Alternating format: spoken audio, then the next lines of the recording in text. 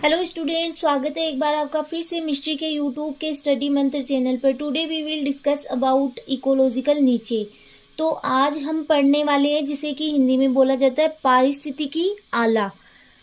तो हम इसके ऊपर आज डिस्कस करेंगे। सबसे पहले मैं आपको अगर इसकी नॉर्मल डेफिनेशन की बात करूँ तो इकोलॉजिकल नीचे एक प्रकार की किसी भी ऑर्गेनिज्म की कंडीशन होती है जिसमें वो रिप्रोड्यूस करता है, एक स्पीसीज दूसरी स्पीसीज से किस प्रकार से इंटरेक्शन करती है। इसमें जो इकोलॉजिकल नीचे होता है उसमें बायोटिक और एबायोटिक दोनों फैक्टर्स होते हैं, वो शामिल होते हैं। तो अगर हम लोग बात करें तो ये एक प्रकार की क्या होती है, कंडीशन होती है किसी भी ऑर्गेनिज्म की। तो लेट्स स्टार्ट अबाउट इकोलॉजिकल नीचे। द इकोलॉजिकल नीचे describe how a species interact with in an ecosystem. Ecological नीचे डिस्क्राइब करता है कि एक स्पीसीज है वो किस प्रकार से किस प्रकार से एक दूसरे से इंटरेक्ट कर रही है एक इकोसिस्टम के अंतर्गत। The niche of species depends on biotic and abiotic factors which affect the ability of a species to survive and endure. Ecological niche refers to the specific role or function that an organism plays within its ecosystem. Ecological जो नीचे है वो refer करता है कि जो कोई भी ऑर्गेनिज्म होता है वो एक इकोलॉजिकल नीचे के अंतर्गत उसका एक स्पेसिफिक रोल होता है और स्पेसिफिक फंक्शन होता है। It includes the physical and biological condition in which the organism lives. इसके अंतर्गत किसी भी ऑर्गेनिज्म की फिजिकल और बायोलॉजिकल दोनों प्रकार की कंडीशन शामिल होती है जिसमें कि वो रहता है।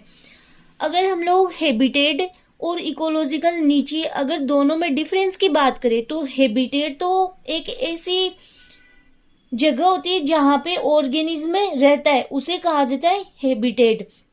लेकिन उस हैबिटेट के अंतर्गत वो ऑर्गेनिज्म किस प्रकार से रह रहा है, किस प्रकार से अपना कार्य कर रहा है, सारी जो कंडीशन आ जाती है, फिजिकल कंडीशन वो या फिर अदर कंडीशन, वो सारी इकोलॉजिकल नीचे के अंतर्गत आती है।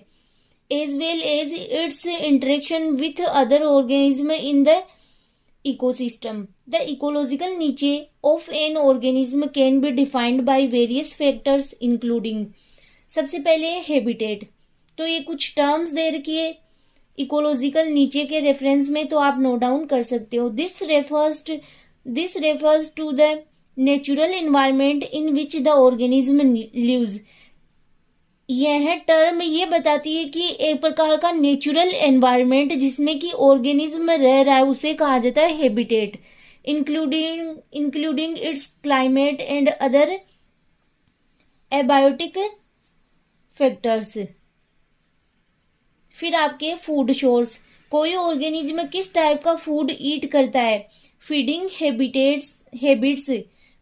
Habits availability of food source पर डिपेंड करती है कि कोई ऑर्गेनिज्म है वो कोई किस टाइप का फूड ईट कर रहा है, वो डिपेंड करता है वहां के हैबिटेट में किस प्रकार का फूड अवेलेबल है। ठीक है। फिर है reproductive strategies.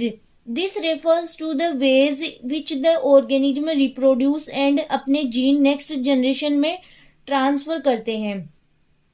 कि यह एक प्रकार की ऐसी कंडीशन है जिसमें कि ऑर्गेनिज्म रिप्रोडक्शन करते हैं और अपने जो करेक्टर है वो one generation to next generation में ट्रांसफर करते हैं। Interaction with other organism, this refers to the ways in which the organism interact with other organism in the ecosystem.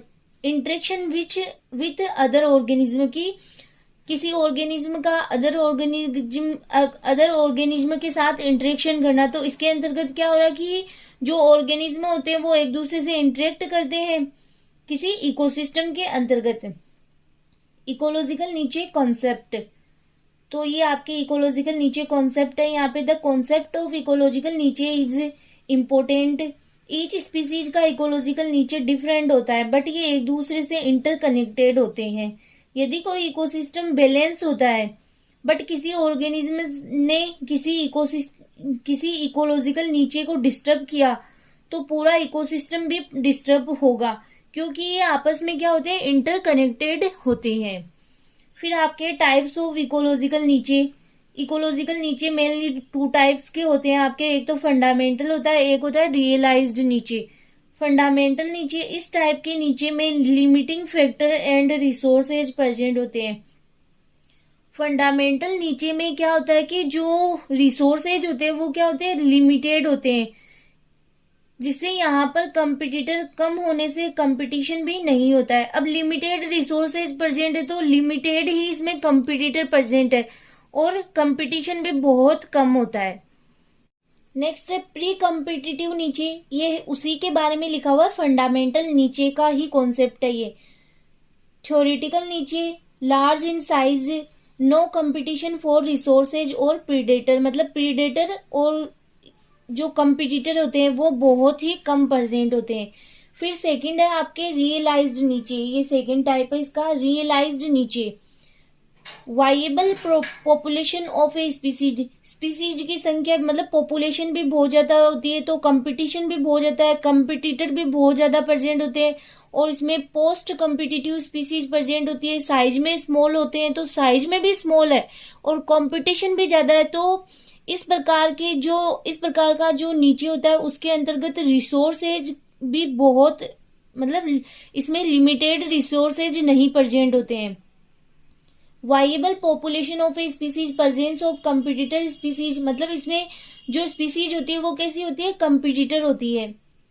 Post competitive species, small in size में भी small होता है, competition occur both for resources and predator, कि इसमें दोनों type का competition पाया जाता है। और जस्ट इसके उल्टा आपके फंडामेंटल नीचे हो गया। तो आप अगर दोनों में से एक भी लर्न कर लेते हो ना तो वो दूसरा आपको अपने आप ही लर्न हो जाएगा, क्योंकि वो उसके क्या है, उसके अपोजिट है। इम्पोर्टेंस ऑफ इकोलॉजिकल नीचे, नीचे reduce competition for resources, segregation of different species in a particular नीचे, कि नीचे है उसके कारण क्या होता है कि कंपटीशन, जो रिसोर्सेज के लिए कंपटीशन होता है वो कम हो जाता है। क्योंकि क्या होता है कि जैसे कोई ऑर्गेनिज्म है तो उस सब का इकोलॉजिकल नीचे डिफरेंट डिफरेंट होता है, तो इस प्रकार से इनके बीच में क्या होता है, कंपटीशन कम हो जाता है। सेग्रीगेशन ऑफ डिफरेंट स्पीसीज के पृथक्करण से इनका एक से प्रकार से पर्टिकुलर सबका अलग अलग नीचे होता है।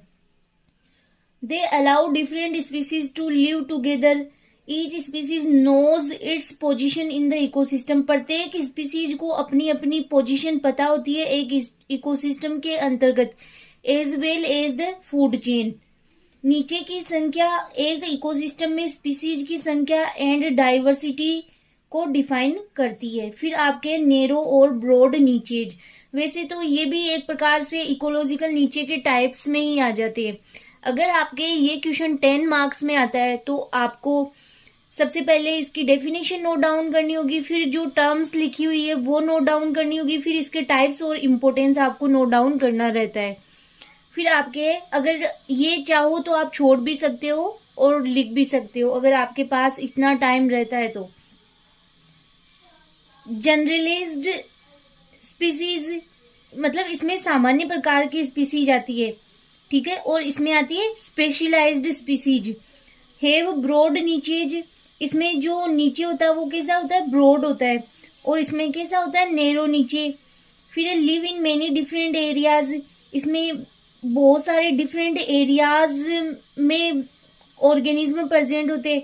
Only live in one type of habitat, इसमें एक ही प्रकार का हैबिटेट पाया जाता है।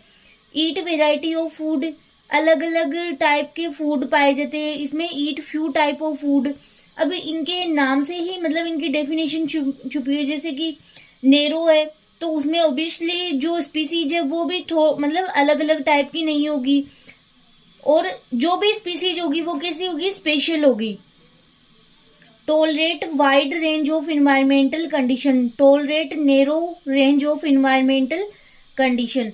तो ये इन दोनों में डिफरेंस था, तो आप नोट डाउन कर सकते हो। अब हम लोग यहाँ पे हैबिटेट और नीचे में डिफरेंस भी नोट डाउन करेंगे, क्योंकि कई बार शॉर्ट क्वेश्चन में आपके पूछ लिया जाता है हैबिटेट और नीचे में difference. A habitat is a particular place where an organism live. एक हैबिटेट होता है, एक आवास होता है, वो पर्टिकुलर किसी भी ऑर्गेनिज्म का एक पर्टिकुलर प्लेस होता है जहाँ पे वो रहता है। और नीचे एक प्रकार की किसी भी ऑर्गेनिज्म की कंडीशन होती है या फिर जिसमें वो अपना रोल प्ले करता है। It is not species specific, ये स्पेसिफिक नहीं होता है किसी भी स्पीसीज के लिए। इट इज स्पीसीज स्पेसिफिक, यह स्पेसिफिक होता है। इट इज सुपरसेट ऑफ नीचे, it is subset of habitat.